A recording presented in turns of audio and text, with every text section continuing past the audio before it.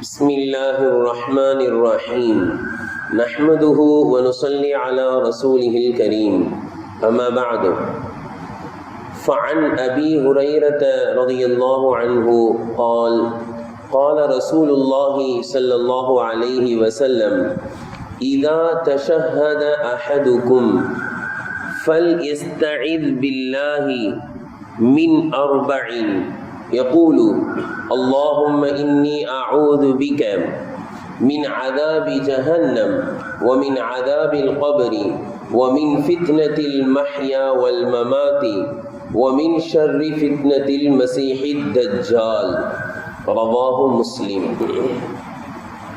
السلام عليكم ورحمة الله وبركاته.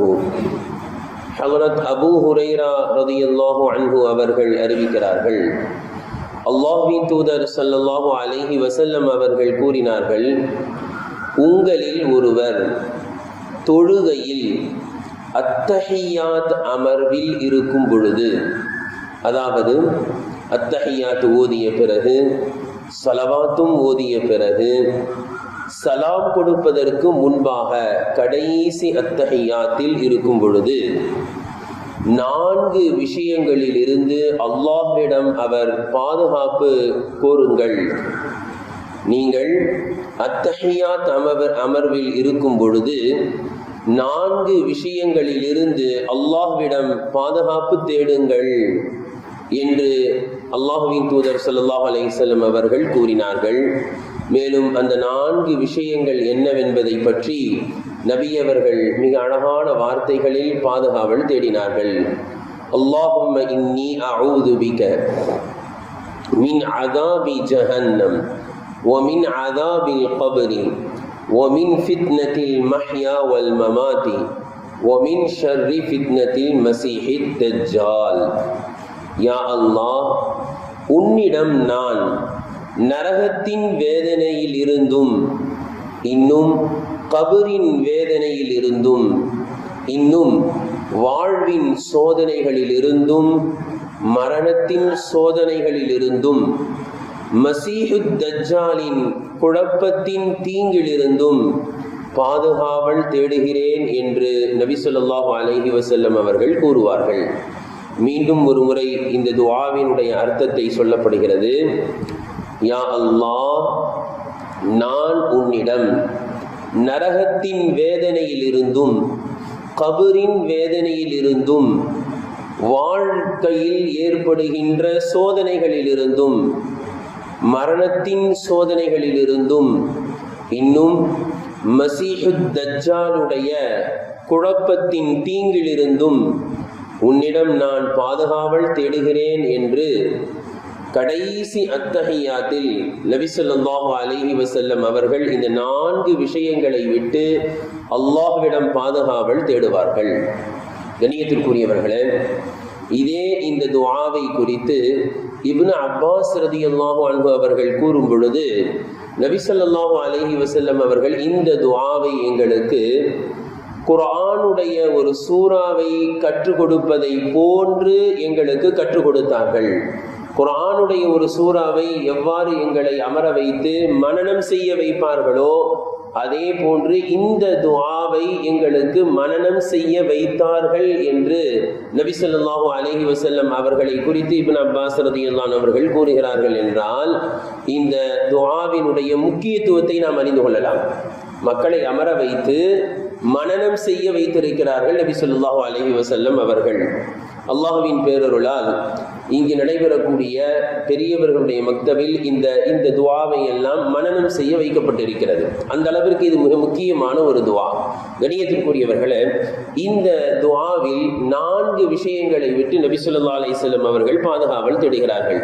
அதில் ஒன்று, முதலாவது, நரக வேதனையிலிருந்து எங்களை பாதுகாத்து விடுவாயாக.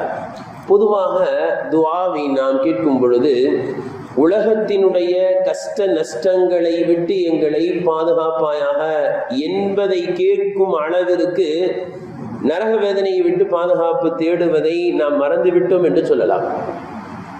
நபி ஸல்லல்லாஹு அலைஹி வஸல்லம் அவர்கள் முதலில் நரக வேதனையை விட்டு பாதுகாவல் தேடியதற்கு இந்த ஹதீஸிற்கு விளக்கம் தரும் பொழுது சொல்கிறார்கள், இருக்கின்ற வேதனைகளிலேயே மிக கொடூரமான வேதனை நரக வேதனை தான்.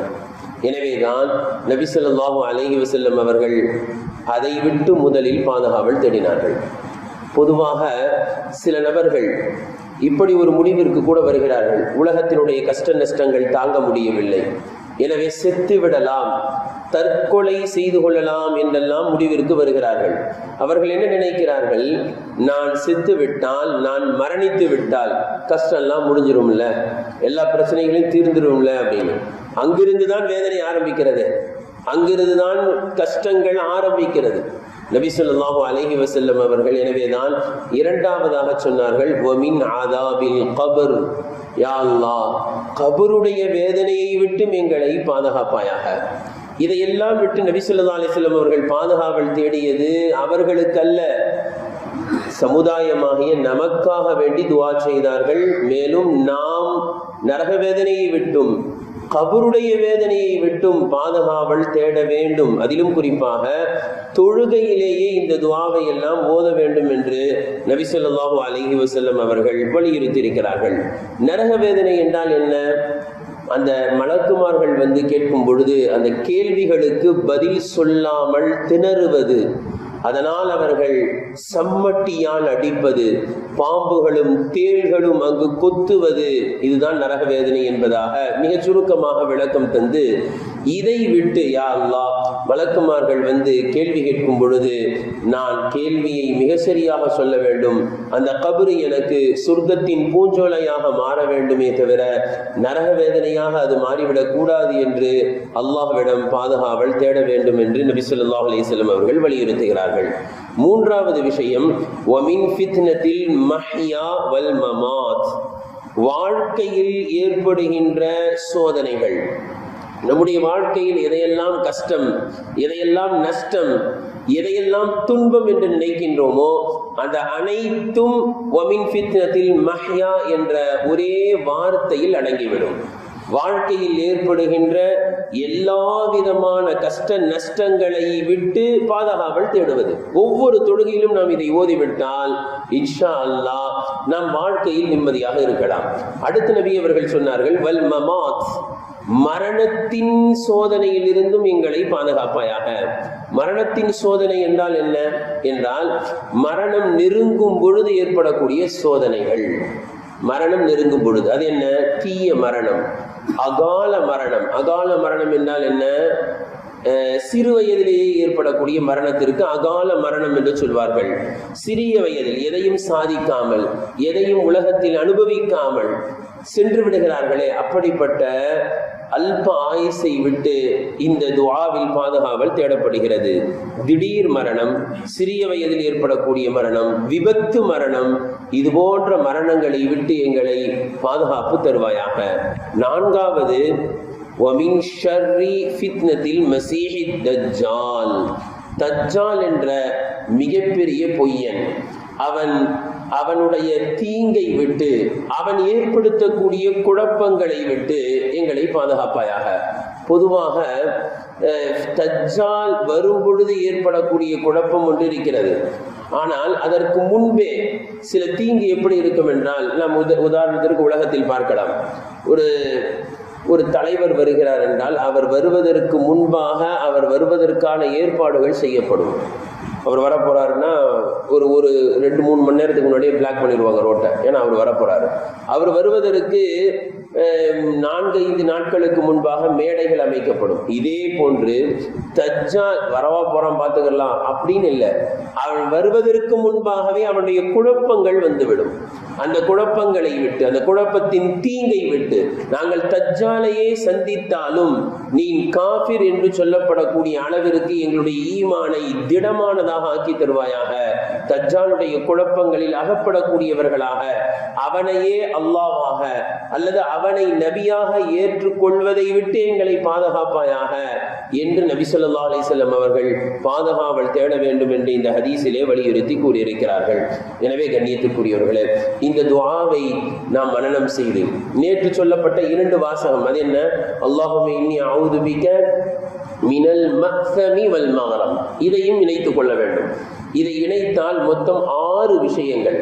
اللهم إني أعوذ بك من عذاب جهنم ومن عذاب القبر ومن فتنة المحيا والممات ومن شر فتنة المسيح الدجال اللهم إني أعوذ بك من المأثم والمغرم. இதுவரை மனனம் செய்து அத்தஹியாத்தில் ஓத வேண்டும்.